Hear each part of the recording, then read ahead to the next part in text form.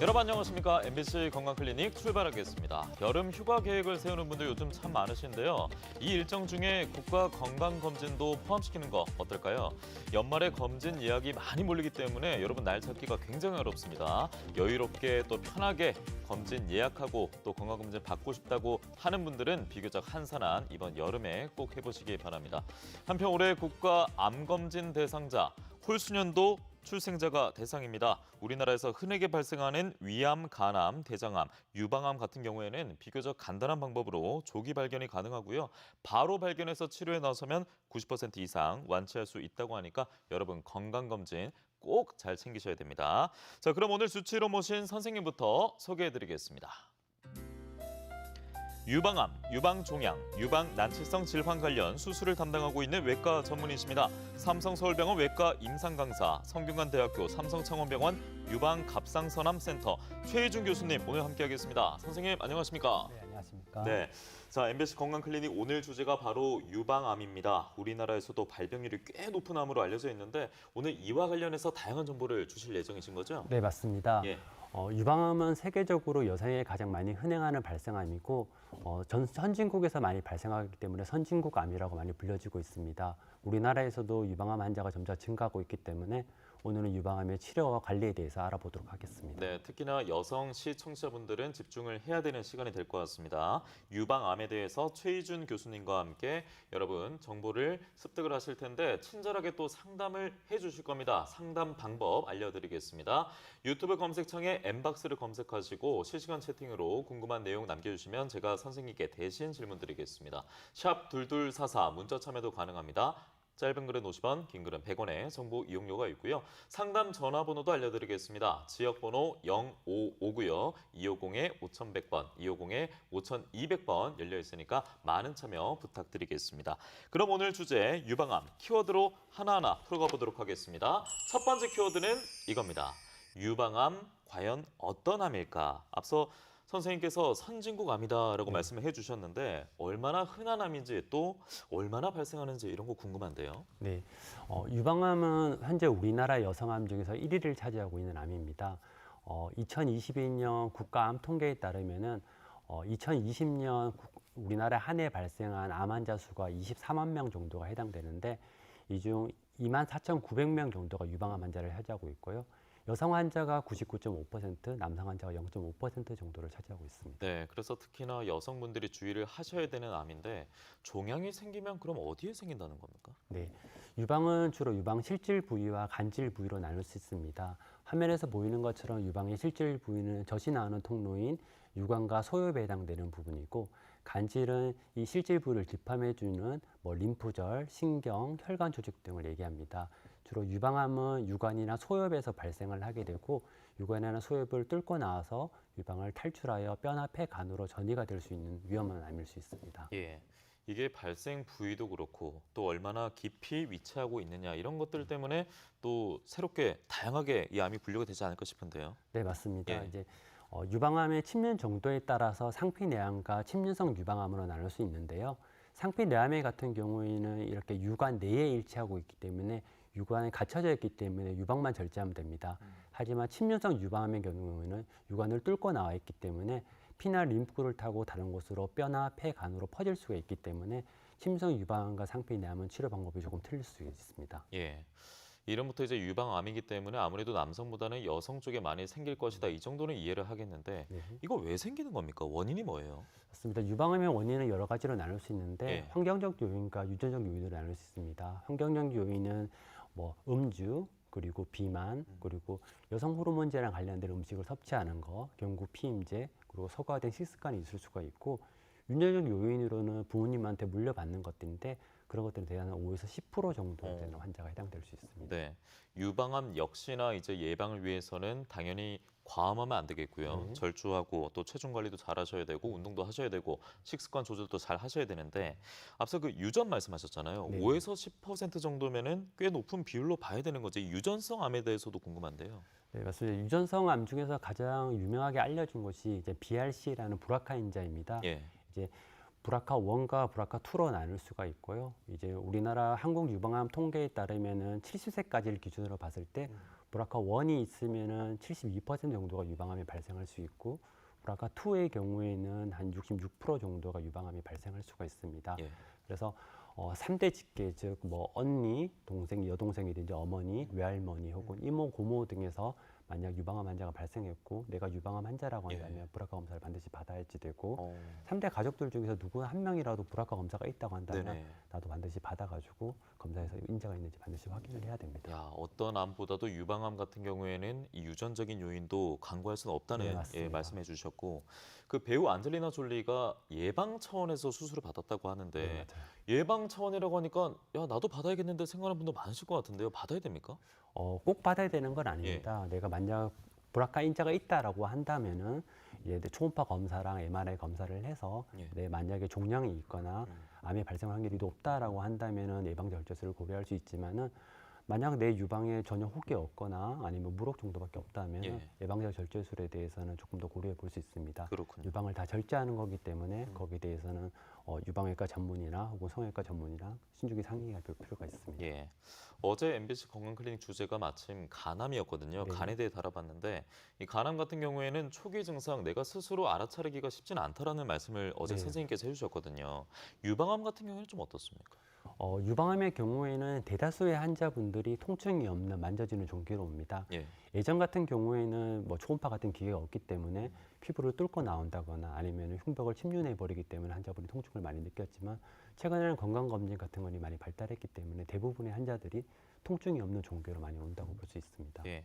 그런데 저도 얼핏 들었던 것 같아요. 이게 뭐 멍울이라든지 뭐 어떤 그 이물감 같은 게 느껴지면은 그거는 초기 증상이다, 뭐 이렇게 알아차릴 수 있는 증상이다라고 볼 수 있을까요? 네, 맞습니다. 뭐 만져지는 부분이 있으면 당연히 그 부분에 대해서 검사가 필요할 수 있고요. 예. 그거 외에도 뭐 유두 쪽에 습진이 있다든지 음. 유두 쪽으로 피 같은 혈성 부분이 나온다든지 혹은 암이 자라게 되면 암이 끌어당기는 성질이 있습니다. 그러면 피부 함몰이 생긴다든지 원래 함몰 유두가 아니었는데 함몰 유두가 갑자기 발생했다면 유방암을 의심해 볼 수 있습니다. 그렇군요. 저희가 이제 남자 둘이서 진행을 하고 있는데 네. 그 여성이 100% 여성에게만 생기는 암은 아니라고 말씀해 주셨습니다. 맞습니다. 그런데 조정석 배우가 이제 역할을 맡았었는데 한 드라마에서 그 남자인데 유방암 걸리는 케이스가 나왔단 말이에요. 맞아요. 실제로 가능한 일이에요? 남성 순체로 유방암 환자 중에서 네. 약 0.5% 정도는 남성 환자분들입니다. 아, 그렇습니까? 예전에는 고령 환자들이 많았지만은 예. 최근에는 소화된 식습관이든지 브라카 인자 등으로 인해 가지고 30대나 40대 젊은 환자들은 있어도 유방암 환자들이 많이 발생할 수 있습니다. 예. 만약 유두 주변 쪽으로 딱딱한 멍울 같은 것들이 만져진다면은 반드시 검사가 필요할 수 있습니다. 네, 이거는 좀 개인적인 질문인데 그 탈모약 많이 좀 챙겨 드시지 않습니까? 네네. 근데 탈모약이 이제 남성 호르몬을 좀 줄인다라고 저는 알고 있는데 네, 맞습니다. 그러면은 여성 호르몬이 좀 가분비돼서 네. 이쪽으로 연결될 수도 있는 거예요? 그렇진 않습니까? 그렇진 않습니다. 근데 예. 탈모약 같은 경우에는 이제 여성형 유방을 좀 유발할 수 있습니다. 그렇죠. 이게 예. 여성형 유방과 유방암은 좀 별개이긴 한데 예. 여성형 유방이 되면 보통 사람들은 혹시 내가 유방암이 아닐까 걱정하는 것도 분명히 있습니다. 네네. 하지만 여성형 유방은 대부분 유방이 부풀어 오르는 거지 딱딱한 종괴가 만져지는 거는 거리가 좀 있을 수 있습니다. 그렇군요. 본인이 만져보시고 만약 딱딱하거나 통증이 있으면 그때는 검찰이나 진찰을 받아보시는 게 좋은 부분이라 생각합니다. 네, 남성들 역시나 절대 무시할 수 없고 간과할 수 없는 암, 유방암 이렇게 알고 계셔야겠습니다. 오늘 유방암을 주제로 유방갑상선센터 최희준 교수님과 함께 여러분들에게 정보를 제공해드리고 있는데요. 다시 한번 여러분 참여 방법을 알려드리고 다음 이야기 이어가겠습니다. 유튜브 검색창에 엠박스를 검색하시면 저희가 라디오 JFM뿐만 아니라 보이는 라디오로 여러분과 함께 하고 있습니다. 궁금한 내용 실시간 채팅창에 남겨주시면 제가 교수님께 질문 드리겠고요. 샵 2244 문자 참여 번호도 열려 있습니다. 짧은 글은 50원, 긴 글은 100원의 정보 이용료 있고요. 상담 바로 받고 싶다. 나는 좀 성격이 급한 편이다 하는 분들은 지역번호 055 누르시고 250-5100번 또는 250-5200번으로 전화 주시면 교수님과 직접 상담을 하실 수가 있겠습니다. 자, 김미령님께서 이런 문자 남겨주셨는데요. 저는 가슴 우측에 유선 좌측에 석회화가 있다고 작년 3월부터 6개월마다 초음파 검사를 하고 있습니다. 이번 3월엔 석회화가 작아졌다라고 하시더라고요. 석회화가 좀 더뎠다 이런 쪽으로 해석이 되는데 언제까지 초음파 검사를 해야 됩니까? 그리고 암으로도 발전될 수 있는 겁니까? 라고 하셨는데요. 네, 실제로 유방 촬영술을 했을 때 우리가 보고자 하는 것이 유방의 석회화입니다. 단순히 유방 석회화 자체는 위험한 건 아니고 미세 침륜성 군집성 석회화가 위험한 겁니다. 한 군데에 석회화가 모여 있는 경우에 이러한 경우에 암을 배제할 수 없기 때문에 지속적인 관찰이랑 초음파 검사를 병행하는 거고요.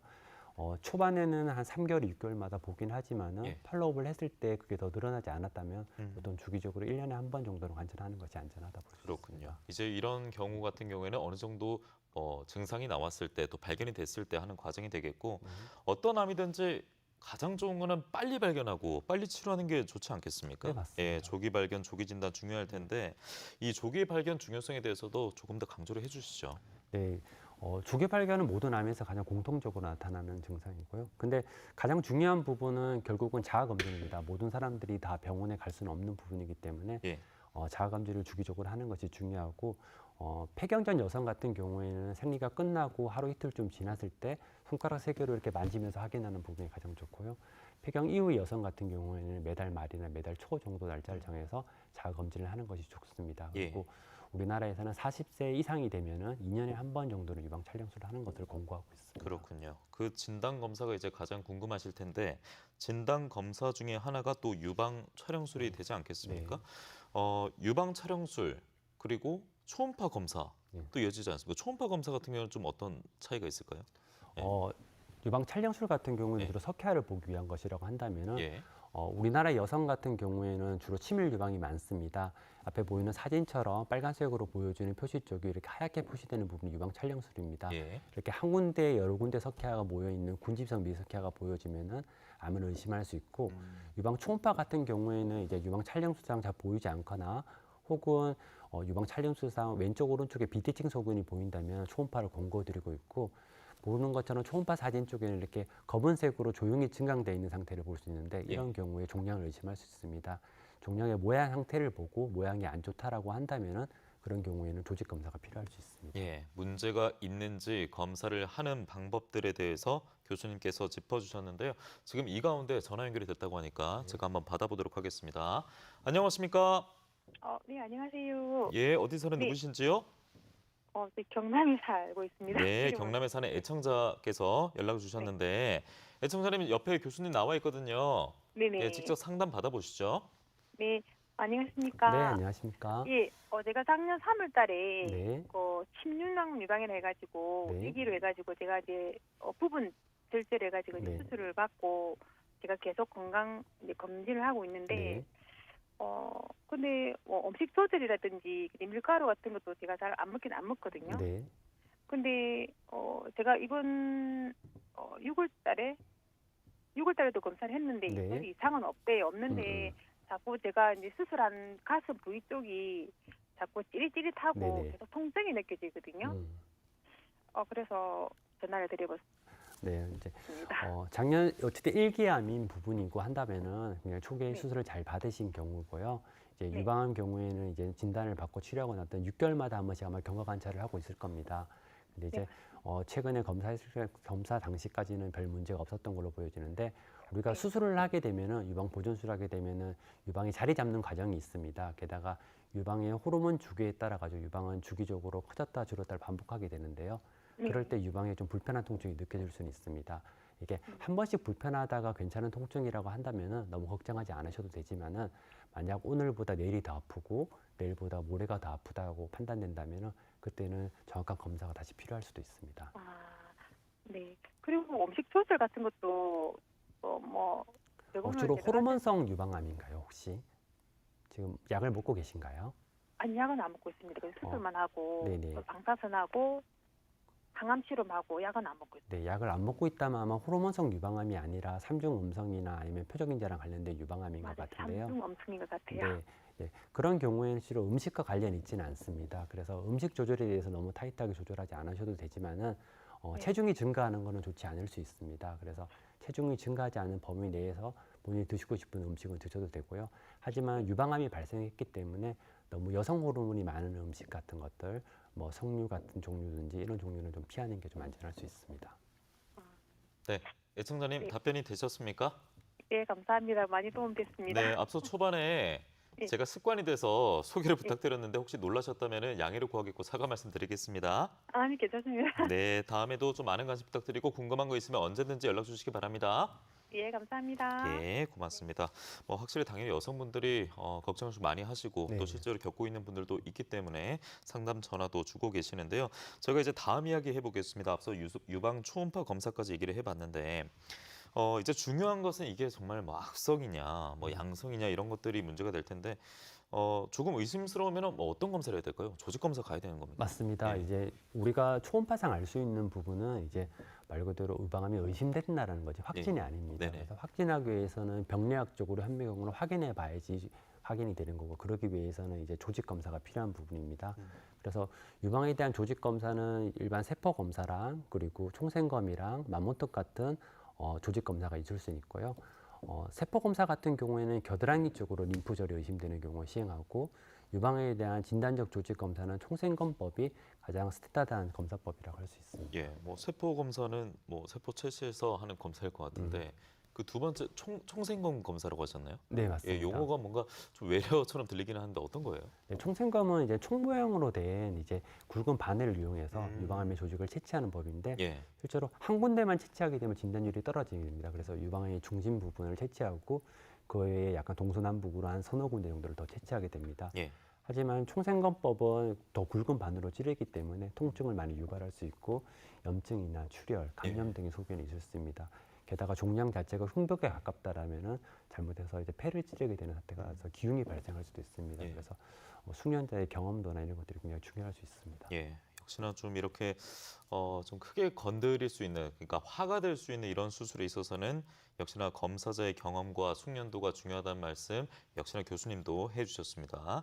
자, 그리고 있었던 게 또 외래어 같은 게 있었어요. 그 맘모톰. 예, 어떤 거예요? 예, 최근에 이제 맘모톰이 환자들이 많이 하고 있는데요. 맘모톰에 대해서는 좋은 검사긴 하지만 적절한 주의는 필요합니다. 네. 통상적으로 저희가 맘모톰을 하는 경우에는 조직 검사를 했을 때 조직 검사상 양성 종양이 나오고 그런 경우라고 한다면 맘모톰으로 요새는 이제 조직 검사라기보다는 거의 제거를 위해서 많이 하는 쪽으로 쓰여지고요. 예. 이제 맘모톰 같은 경우에는 흉터도 굉장히 작고 일상생활의 회복도 굉장히 빠르기 때문에 좋은 검사하고 시술법이긴 합니다. 예. 하지만 암이 의심되는 경우라고 한다면은 음. 그런 경우에는 맘모톰 같은 것보다는 수술적 치료가 좀 더 좋을 수도 있습니다. 그렇군요. 맘모톰 검사가 좀 장단이 있다. 네, 예, 요즘 많이 합니다만 역시나 뭐 이렇게 고르기 위해서는 선생님 찾아가서 먼저 또 상담도 받고 진단을 하고 또 검사를 제대로 해서 무엇이 문제인지 그리고 또 앞으로 어떻게 풀어나가야 되는지 이것을 분석하고 또 이야기를 나누는 것이 가장 중요한 대목이 되겠습니다. 그래서 평소에 이제 제가 오프닝 때도 말씀드렸습니다만 건강검진도 굉장히 좀 중요하겠고요. 네네. 예, 스스로 좀 내가 몸이 좋지 않다, 뭔가 문제가 있다 이렇게 자가 진단도 해보고 또 곧바로 병원에 찾아가는 자세, 여러분 적극적인 자세가 굉장히 중요하다는 말씀 또 한 번 드리면서 저희가 또 라디오기 때문에 광고 듣고 올 시간이 됐거든요. 아, 네. 예, 광고 듣고 이야기 이어가도록 하겠습니다.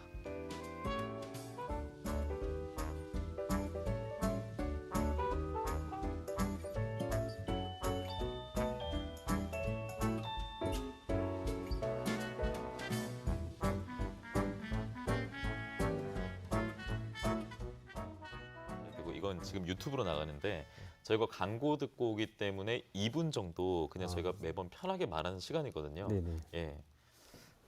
병원이 이제 성균관대 삼성창원병원에 계시는데 네. 보통 근데 여성분들 제 혼자 생각인데 많이 부끄러워하진 않으세요? 내가 몸이 너무 아픈데 네. 좀 찾아오는 거 부끄러워하거나 그런 분들 많이 없습니까? 의외로 그런 분들이 흔하지는 않고요. 아, 그래요? 이제 예. 대부분 저희가 일단은 3차 병원이기 때문에 이제 1차 병원에서나 2차 병원에서 일단 진단을 대충 받고 옵니다. 아, 네네. 네. 그리고 자기가 의심스러운 부분이거나 이제 암이 대한 걱정을 가지고 계신 분이기 때문에 진단에 대해서 그렇게 부끄러워하지 않습니다. 1차 병원 같은 이제 네네. 기관에서는 이제 뭐 남자 의사든지 그런 경우에 좀 부끄러워하는 경우들이 있긴 한데 3차 병원에서는 실제로 유방외과는 남자 의사들이 좀 더 많은 형태입니다. 네.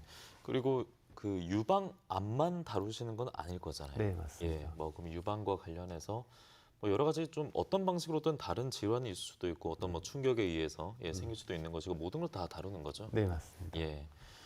그러면 가장 먼저 찍어보고 시작하는 거예요? 앞서 그 검사가 있다고 했잖아요. 네, 네, 맞습니다. 뭔가 문제가 있으면은 말만 듣고 이렇게 다 모든 걸 파악할 수 없으니까 네, 맞습니다. 촬영부터 하고 예, 살펴보는 거고. 네, 기본적인 검진을 하고 난 뒤에 이제 유방 촬영술이랑 초음파 2개를 병행하고요. 네. 여기서 암이 의심되면 조직 검사를 하고 암이 의심되지 않으면은 6개월이나 혹은 1년마다 경과관찰을 한다 생각하시면 될 것 같아요. 예.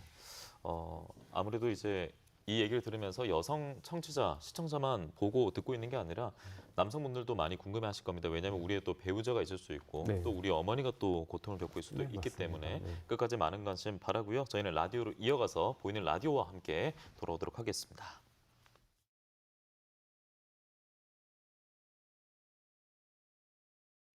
네, 오늘은 유방암을 주제로 유방갑상선센터 최희중 교수님과 함께 이야기 나누고 있습니다.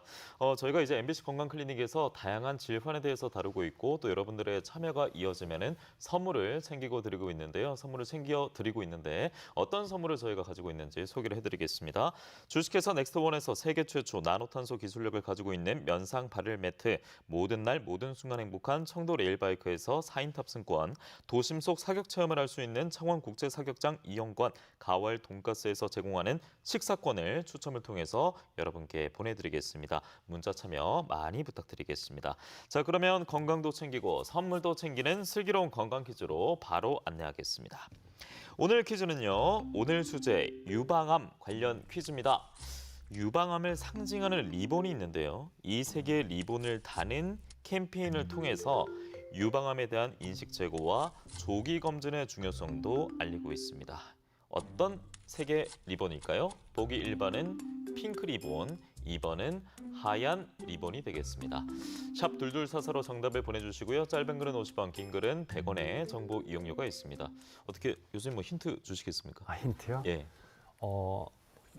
뭐 유방암이 잘 치료되거나 다른 일이 발생하지만 우리는 인생에서 무슨 빛 인생이라고 하는데 예. 그것도 힌트가 될 수 있지 않을까요? 아, 충분히 됩니다. 저 같은 경우에는 이제 그 세계적인 우리나라 인기 걸그룹 네. 아, 네. 앞에 이제 블랙을 붙이고 네. 예, 두 가지 리본 색 중에 뒤에 붙이면은 어떤 건지 아실 겁니다. 블랙 어울리는 그 세 개 리본 고르시면 되겠습니다. 1번은 핑크 리본, 2번은 하얀 리본이 되겠습니다. 자, MBC 건강클리닉 오늘 유방갑상선센터 최희준 교수님과 함께 유방암에 대해서 짚어보고 있습니다. 자, 세 번째 키워드로 넘어가겠습니다. 세 번째 키워드 공개해 주시죠. 세 번째 키워드는 바로 유방암 치료, 보존하고 완치하자입니다. 자, 유방암 수술을 하게 되면 그걸 많이 걱정하실 것 같네요. 이제 여성의 뭐 상징이다라는 표현을 많이 해주셨는데 이거를 뭐 절제한다 그리고 모형이 바뀐다 이런 것에 대해서 미리 그냥 걱정을 많이 당연히 하실 것 네, 같아요. 맞습니다. 예, 그런데 최근에는 이제 유방을 보존하면서 최대한 보존하면서 완치까지 가도록 하고 있다고 하는데 네. 유방암 그럼 치료는 어떻게 이어지는지도 말씀드리겠습니다. 네, 이제 유방암 치료는 가장 기본적으로 이제 유방 수술입니다. 유방을 보존하는 유방 보존 수술과 유방을 전절제라는 유방 전절제술로 나눌 수 있고 수술하고 난 뒤에는 보조요법으로 항암 치료나 방사선 치료, 항호르몬 치료, 표적 치료 등이 있을 수가 있습니다. 예. 자, 이렇게 어떤 치료가 이어지는지 정리를 해주시면서 말씀하셨는데 수술을 보통 이제 하고 나서 뭐 항암 치료 이렇게 하지 않습니까? 근데 유방암 치료는 그게 좀 순서가 바뀔 수도 있어요. 맞습니다. 이제 최근에 선행항암요법이라고 해가지고 이제 유방암의 크기가 굉장히 큰 경우든지 겨드랑이 림프절이 전이가 있는 경우에는 선행항암 치료를 먼저 해서 유방을 줄인 다음에 수술합니다. 그렇게 되면은 전제제술을 하신 분들도 부분 절제술을 할 수 있고 유방 확정술을 하신 분들도 감시 림프 절제 수술을 끝낼 수 있기 때문에 최근에는 합병증을 줄이는 식으로 해가지고 선행암 치료를 먼저 하는 경우들도 있습니다. 그렇군요. 또 유방암 맞춤형 치료에 대한 정리도 해주셨는데요. 자, 이 가운데 또 한 분이 전화 주셨다고 합니다. 받아보죠. 안녕하십니까? 예, 안녕하세요. 예, 교수님께 직접 상담 받아보시기 바랍니다. 네. 네, 옆에 계십니다. 네, 불러보시죠. 안녕하세요. 예, 안녕하세요. 네, 저기 두 가지 좀 묻고 싶은 게 있는데 예, 한 가지는 이게 저는 모유 수유를 안 했었거든요. 아, 네. 예, 애가 둘인데 음, 이게 전혀 안 했어요. 근데 이렇게 이제 뭐 주위의 애기라든지 뭐 이렇게 들어보면 네. 모유 수유를 안 하면 음. 이게 유방암 걸릴 확률이 높다고 네네. 예, 그렇게 이제 얘기를 들었거든요. 그게 진짜 그런 건지. 네. 저는 이제 수유를 안 하다 보니까 예, 좀 걱정이 좀 많이 되더라고요. 혹시나 해서. 네네. 먼저 이제 모유 수유 같은 경우에는 이제 모유 수유를 한 여성분들이 모유 수유를 안 한 여성보다는 유방암의 리스크가 좀 낮다라고 보고는 되고 있습니다.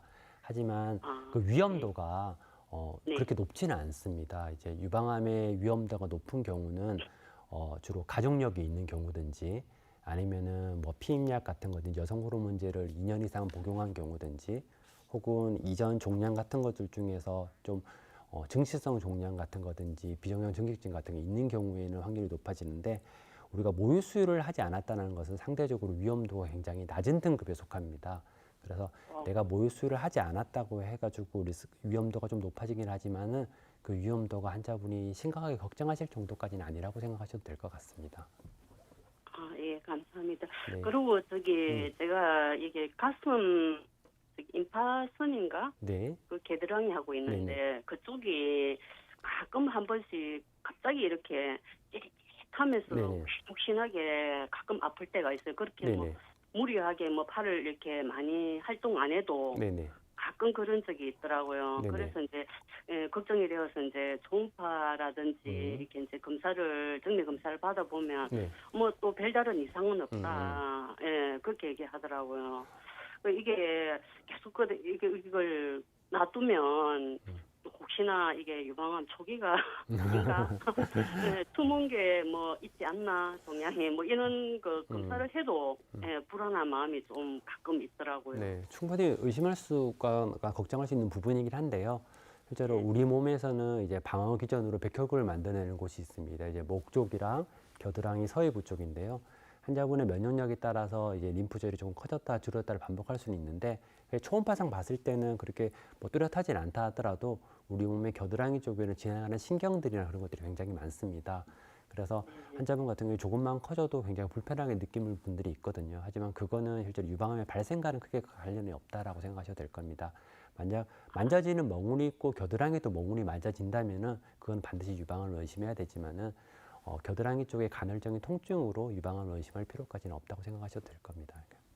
아, 예, 감사합니다. 네, 추가적으로 궁금한 건 없으십니까, 애청자님?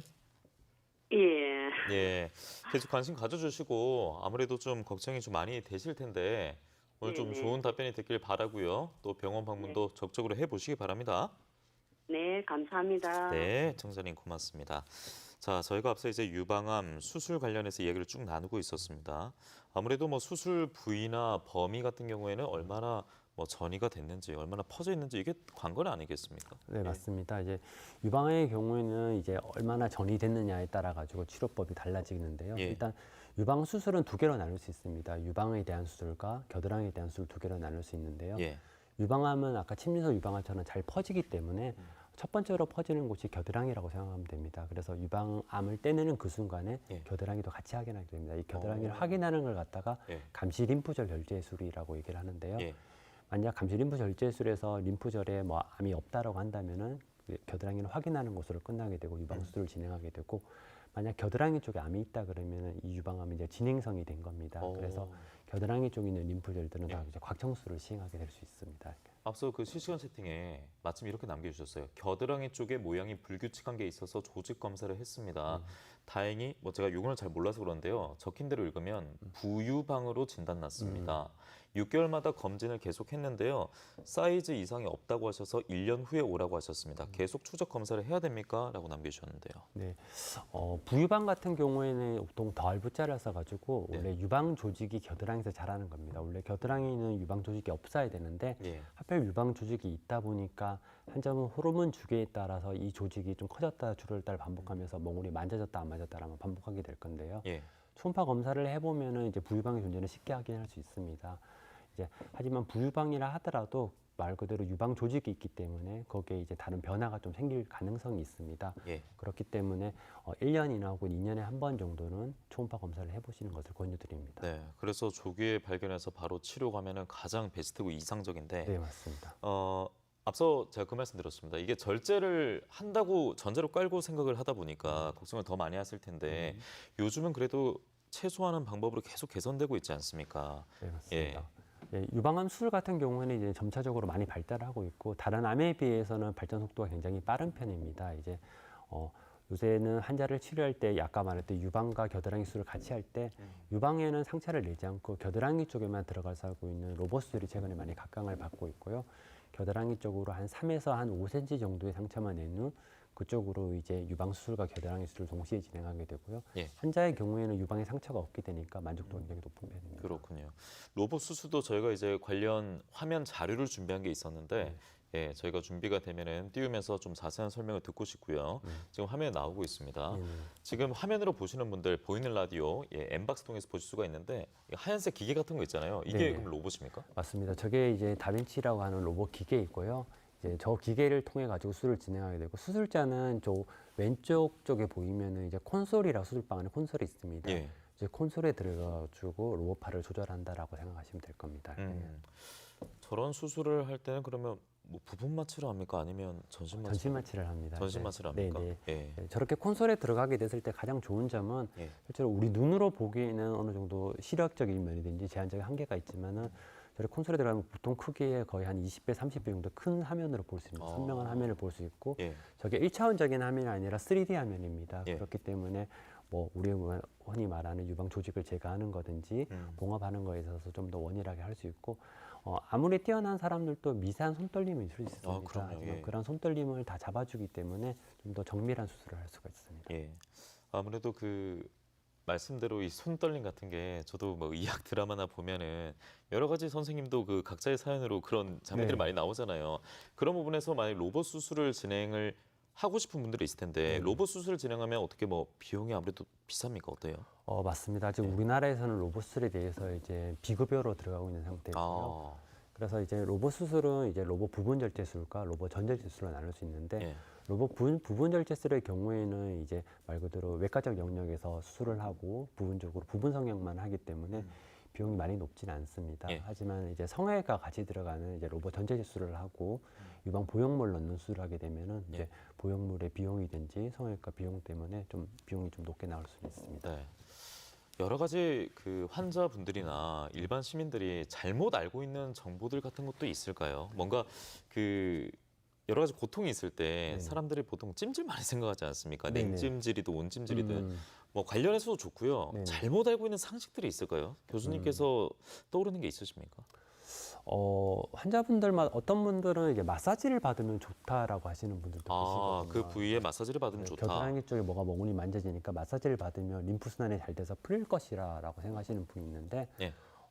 유방암의 경우에는 도리어 마사지를 받아서 림프절이 부어 있으면은 저의 경우에는 이게 유방암 때문에 부은 건지 아니면은 마사지로 해서 림프 자극을 받아 부은 건지 감별이 전혀 되지 않는 경우들이 있습니다. 그래서 필요 이상의 마사지를 받게 되면은 도리어 저희 쪽에서는 과단 치료든지 과단 진단을 내릴 수밖에 없는 부분이 있고요. 예. 아까 말씀하신 것처럼 뭐 온찜질 같은 거든지 숙찜질 같은 걸 하고 오시는 예, 분이 예. 계시거든요. 그래서 유방암에 걸리면 치료를 받아야 되는데 치료를 하지 않고 숙찜질을 한창 하시다가 훨씬 더 커지고 나서 다시 병원에 내원하시는 경우들도 종종 있습니다. 그렇군요.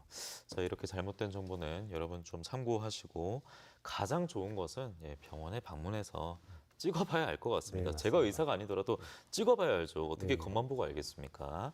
자, 그래서 저희가 좀 여러 가지 좀 알쏭달쏭한 유방암 관련해서 정보들의 퀴즈로 한번 풀어보도록 하겠습니다. 오늘 유방갑상선센터 최희중 교수님과 함께하고 있고요.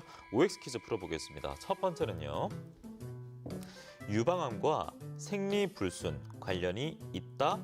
OX.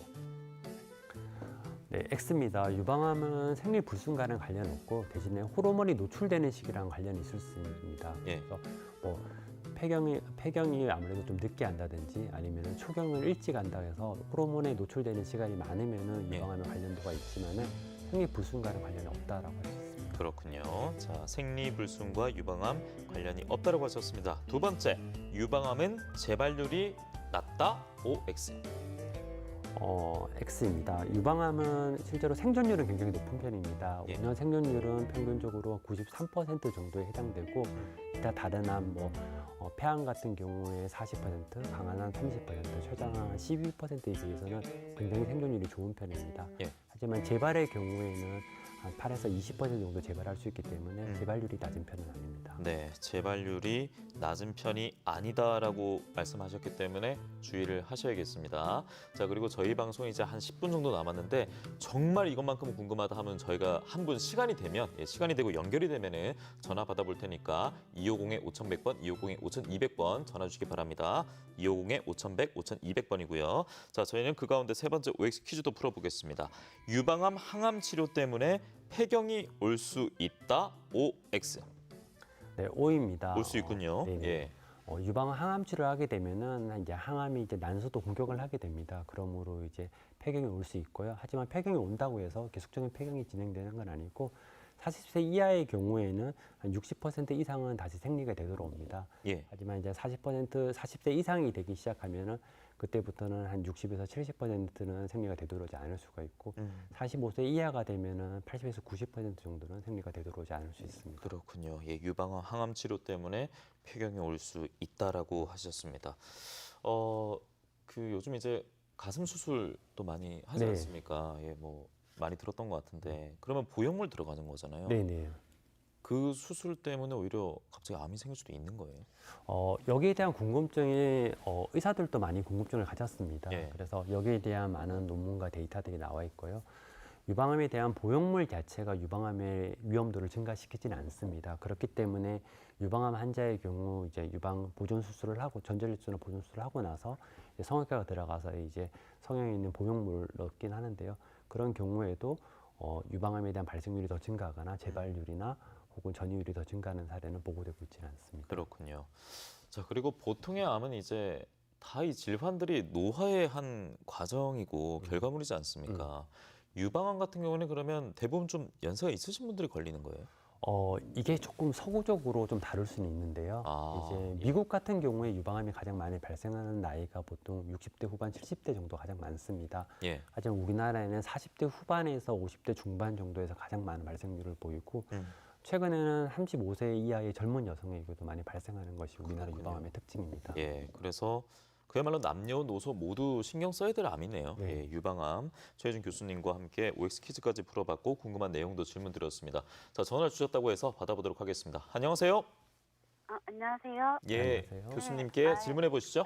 네. 네, 제가 최희준 교수님한테 치료 요즘 받고 있긴 한데요. 아, 네. 한 가지 질문할 걸 놓쳐가지고. 네.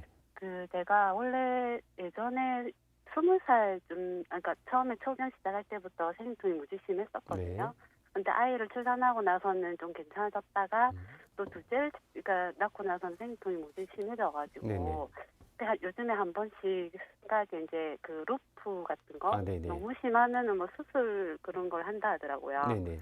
근데 그런 걸 하게 되면 혹시 유방 이쪽으로 뭔가 관련이 있을까 싶어서 하게 되면 안 좋은 뭔가가 있을까 싶어서 그게 궁금해가지고. 네네. 통상적으로 기계적 루프를 하는 경우에는 위험도가 증가하진 않지만은 요새는 기계적인 것 외에도 주변에 이제 화학적인 같은 것, 미레나 등을 삽입하는 경우들이 좀 있거든요. 그런 네네. 경우에는 이제 유방암 환자라면은 좀 지양을 하는 게 좋고요. 유방암 환자가 환자는 아니라면은 아닌데. 뭐 네. 굳이 그렇게 말리진 않습니다. 하지만 이제 가족력이 있는 경우든지 혹은 내가 가지고 있는 종양 자체가 이제 간단한 양성 종양 같은 것들보다는 조금 더 위험한 뭐 비정형 정식증이나 유관의 유두종 같은 종양이 있다라고 한다면은 많이 권유하지는 않을 수 있을 것 같습니다. 네. 그 제가 어떤 정확한 건 모르겠는데 제가 전 작년에도 좀 있어가지고 했는데 크기는 커지진 않았는데 네네. 요번에 하니까 또 조금 더 네, 애청자님. 죄송합니다. 지금 연결음이 고르지 못해서 정확하게 저희가 듣지 못했는데 들리십니까, 애청자님? 네. 예, 다시 한번 말씀해 주세요. 저희가 잠시 그 네. 애청자님의 말씀이 안 들렸어요. 예. 그러니까 자꾸 이제 해마다 할 때마다 혹이 한 개씩 이렇게 생기더라고요. 암 종류는 아니지만 그러니까 그런 것 때문에 이제 그런 걸 하면은 안 좋을까 싶어서 그래서 문의를 드려요. 네. 이제 많은 환자분들이 이제 6개월이나 1년마다 팔로우업을 하게 되면은 이제 종종 새로 혹이 생기거나 기존에 있는 혹이 네. 좀 커지는 경우들이 있습니다. 이제 네. 그런 경우에는 저희가 보통 1년마다 검사하는 것을 다시 좀 6개월이나 3개월로 줄여서 검사를 하는 경우들이 있는데요. 이제 네. 어쨌든 나에게 뭐 새로운 혹이 발생하거나 그런 부분이 있다라고 한다면은 아까 네. 말했던 환자분이 말했던 그런 시술 같은 것들은 저희 쪽에서는 이제 지향을 하는 쪽이 좀 더 맞다라고 생각을 하고 있고요. 좀 안정기가 됐을 때나 그럴 때 다시 한번 생각해 보는 게 또 좋을 것 같습니다. 네, 알겠습니다. 네, 감사합니다. 선생님 마침 교수님께 또 이제 얘기를 듣고 병원 이미 방문하신 분이니까 예, 잘 치료 받으실 거라 믿겠습니다. MBC 건강 클리닉 앞서 저희가 슬기로운 건강 퀴즈를 내드렸는데요. 건강 퀴즈 정답을 알려드리겠습니다. 유방암을 상징하는 이것은 무엇일까요? 예, 퀴즈였는데요. 정답은 예, 핑크 리본이었습니다. 예, 여러분 모두 핑크 리본 캠페인도 예, 보셨을 거고 그리고 또 극복을 해야겠죠. 그래서 핑크 리본 캠페인 통해서 유방암 조기 검진 홍보하고 있는데 저희가 정답자 가운데 추첨을 통해서 선물을 보내드리겠습니다. 자, 교수님 이제 신의 한 수를 공개해 주실 시간이 됐습니다. 신의 한 수는요? 네, 미세 침륜성 유방 로봇 수술입니다. 이제 유방암의 경우에는 주로 암에 대한 수술에 대한 것 때문에 두려움도 있지만은 여성의 상징인 유방을 제거한다는 것에 대한 두려움과 심리적 박탈감이 있을 수 있습니다. 그런 경우에 이제 미세 침륜성인 이제 침습적인 유방 로봇 수술은 유방에 상처를 남기지 않기 때문에 암에 대한 치료뿐만 아니라 환자분들이 사회적이나 심리적으로 빨리 사회생활에 복귀할 수 있도록 좀 더 도움을 줄 수가 있습니다. 네, 이렇게 신의 한 수까지 들어봤습니다. 유방암 수술 심리적인 만족도까지 높이다라고 최희준 교수님께서 강조를 해주셨습니다. 여러 가지 실시간 세팅을 보면요. 주변에서 이제 초기에 발견해서 치료를 받았고 완치를 했다 이런 글도 많았고요. 수술한 친척이 초기에 발견해서 완쾌됐습니다라고 남겨주셨고 라디오 즐겨 듣는 애청자라는 아이디를 쓰는 분이 선생님 술이나 담배 하시는 분들도 암 많이 생기는데 맞죠? 암 많이 생기는 거 맞죠? 이거는 선생님 아니라 제가 대답해도 되겠는데요. 네네. 당연한 거 아니겠습니까? 네, 맞습니다. 예. 유방암도 마찬가지죠. 예. 네, 맞습니다. 이제 엄밀하게 말해서 술은 확실한 유방암의 유전적 위험 인자가 될 수 있고요. 예. 담배는 직접적인 인자라고 보기는 조금 힘들 수는 있습니다. 술이 더 문제군요. 네, 맞습니다. 예.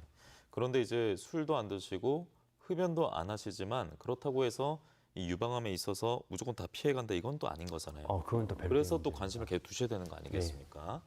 예, 자 그리고 다른 질문들도 한번 살펴보도록 하겠습니다. 뭐 거의 다 앞서 그 모유수유도 예, 답변을 해주셨고, 근데 살짝 웃으셨는데 그런 질문 하는 분들이 참 많나 봐요. 매우 많습니다. 예. 네, 환자분들 모유수유에 대한 질문도 많이 하시고 통증에 대해서 많이 질문하시고 하시거든요. 예, 물론 통증이 있는 분이 심각한 분들도 있지만은 통증이 있는 분들 중에 대다수 분들은 큰 문제는 없긴 합니다. 하지만 통증이 심하다면은 반드시 검사가 필요할 수 있습니다. 네, 오늘 최희준 교수님께 특히나 저도 다른 암도 잘 알진 못하지만 아무래도 유방암 같은 경우에는 또 남자다 보니까 좀 거리가 있었던 암이었는데 네. 오늘 말씀 듣고 나니까 야 남자인 나도 분명 신경을 써야 되는 암이구나. 네.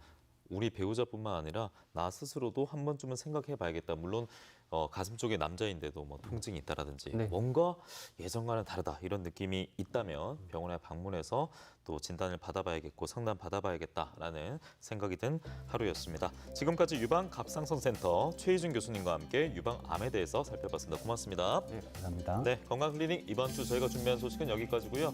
비가 오락가락 내리고 있습니다. 다음 주 초까지 비가 올 가능성이 더 농후하니까요. 여러분 우산 챙기시고 비 피해 없도록 주의하시기 바랍니다. 다음 주 인사드리겠습니다. 고맙습니다.